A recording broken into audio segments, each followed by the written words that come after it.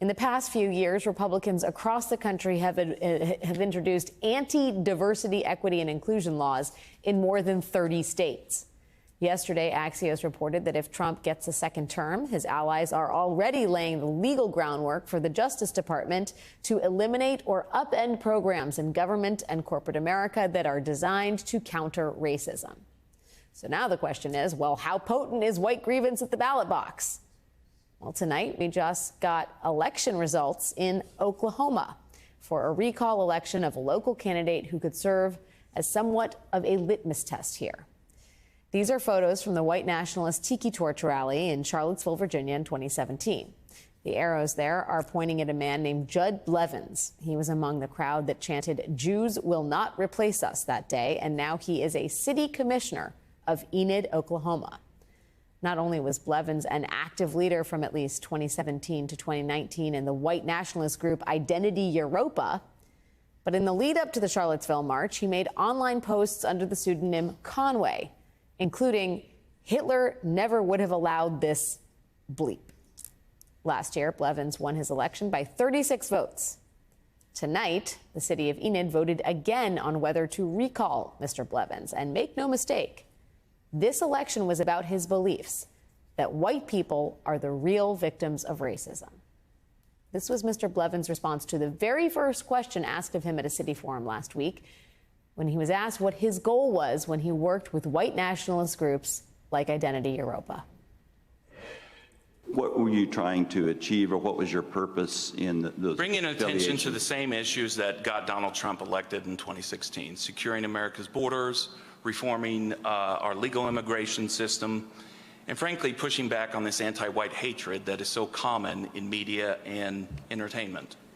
We will be joined by NBC News' Brandy Zadrozny, who's live from Oklahoma with the stunning results of that recall, coming up next. We've been following the campaign, and there have been some reports about possible connections with white supremacy. Could you tell us about that? And then Connie pulls out her sign. She goes, so this isn't you. And then his face turned beet red, and he goes, oh, so that's what this is about. That's Connie Vickers and Nancy Presnall, two of the women who helped spearhead the effort to recall Enid, Oklahoma City Council member Judd Blevins. After discovering a photo of Blevins marching with the Tiki Torch at the Unite the Right rally in Charlottesville, the two women say they knew they had to do something. Along with the group they formed to recall Blevins, the Enid Social Justice Committee, Vickers and Presnall organized a signature drive that secured hundreds of signatures, which was more than necessary to spark today's recall vote. And now, tonight, thanks to that vote, Judd Blevins is out of the Enid City Council. He will be replaced by Republican Cheryl Patterson. Joining me now is Brandy Zadrozny, NBC News senior reporter, live from the recall watch party in Enid, Oklahoma. Brandy, thank you for just putting this on our radar and also being live on the scene as the results are coming in here. To what degree, can you give us a picture of the sort of the grassroots effort to oust a white supremacist from the city council?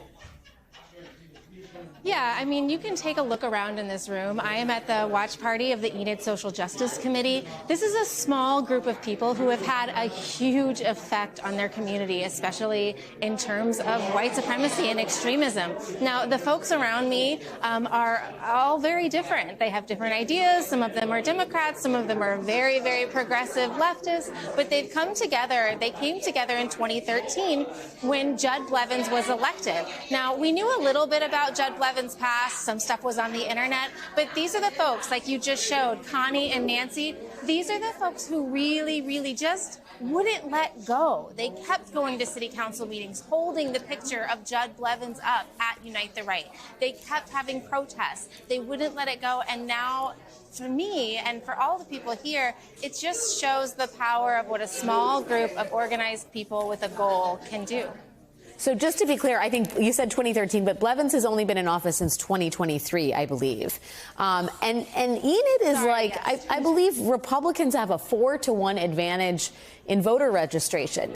White grievance is a central plank of the Republican Party platform at this stage. And I wonder from your reporting whether you've gotten a sense that this kind of white supremacy and the great replacement theory that is very much something that Mr. Blevins embraced, whether that actually didn't find favor within the Republican community in Enid, or whether this was largely a Democratic, progressive grassroots effort.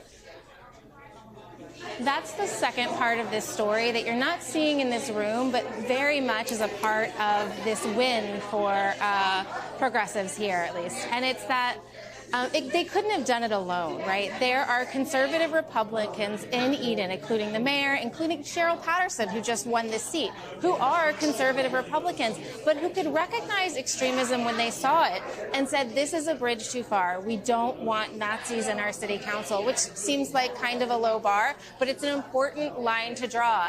And it's worth saying that Blevins lost this race. He lost it handily by a 20-point margin, but that still doesn't... 1,400 people voted, right? There was 30-something% of people that still did vote for Blevins, even knowing all of this stuff. So when you talk about white grievance and you talk about the fact that these have mainstream support in the Republican Party, you're not wrong. But again, it does show what can happen when some progressive folks, when Democrats, and when Republicans who can say this is a bridge too far can come together to draw a line. Yeah, I mean, it's worth noting that this is happening on the same night that Donald Trump in Michigan is calling undocumented migrants animals, suggesting that a whole subsection of the American society are subhuman.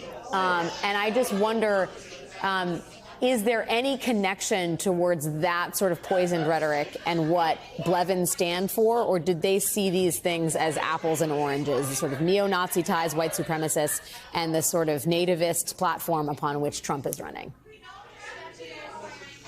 I can only talk right now about Enid, Oklahoma, but in Enid, I've been talking to conservative Republicans at the polls all day. I've been most of the people on the city council are all conservative Republicans.